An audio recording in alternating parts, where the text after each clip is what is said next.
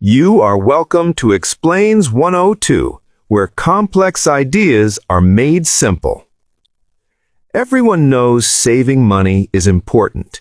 You've heard it before. Save your money, spend less than you earn, prepare for the future. But if saving is so important, why do most people struggle to do it? Why do people earn money every month, yet still have nothing left at the end? Why does saving feel so difficult, even when we know it's the right thing to do? Here's the truth most people don't realize. Saving is not just about money. It's about behavior. It's about discipline. It's about understanding how money really works. And without saving, building wealth becomes almost impossible. Because you cannot invest what you do not have. In this video, we're going to break down the real power of saving, why most people fail at it, and how you can start building it into your life, step by step. Section 1. Why saving is the foundation of wealth. Let's start with something simple but powerful. Saving is the beginning of all wealth. Before investments, before businesses, before financial freedom, there is saving. Think about it like building a house. Saving is the foundation. If the foundation is weak, everything built on top will collapse. Now here's where many people get it wrong. They think, I'll start saving when I earn more. But the truth is, if you can't save when you earn little, you won't save when you earn more. Because saving is not about how much you earn, it is about how you manage what you earn. Even a small amount saved consistently is more powerful than a large income wasted carelessly. Because saving creates control, and control is the beginning of financial freedom.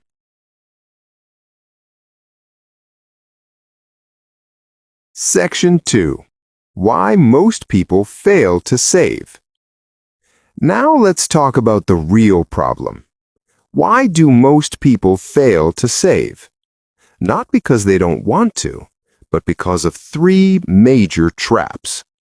First, spending without awareness.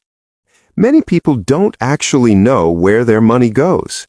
Small expenses here, small payments there, but at the end of the month, everything is gone. Second, lack of priority. Saving is treated like something optional. People spend first and only save what is left, but most times, nothing is left. Third, emotional spending. People spend based on feelings. Stress, pressure, comparison, all of these push people to spend money they should be saving.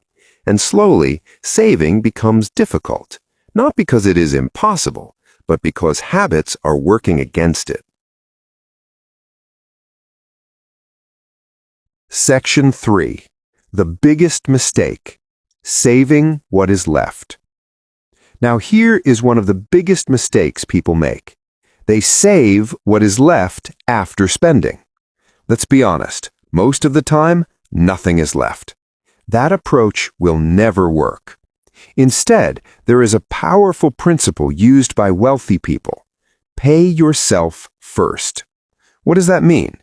The moment you receive money, a portion of it is saved immediately, before bills, before spending, before anything else. You treat saving like a responsibility, not an afterthought, even if it is small, because consistency matters more than size. Saving 5% consistently is better than saving nothing at all. And over time, that habit begins to grow into something powerful. Section 4. Saving versus investing. Now let's clear something important. Saving and investing are not the same thing. Saving is keeping money aside. Investing is using money to grow more money. Saving is safe, investing carries risk. But here's the key. Saving comes first. Why? Because saving gives you the capital to invest. Without savings, you cannot take advantage of opportunities. So think of it like this. Saving is planting seeds. Investing is growing the tree. No seeds, no tree. So never skip the saving stage. It is the beginning of everything. Section 5. The power of small savings. Now let's talk about something very important. Many people believe saving small amounts is useless. They think it's too small to matter. But that is not true. Small savings done consistently create big results over time. Because of one powerful factor, time. When you save regularly, your money begins to accumulate. And when that money is eventually invested, it begins to grow. So it is not about how much you start with. It is about consistency and patience. The earlier you start, the more powerful it becomes. That is how wealth is built, quietly.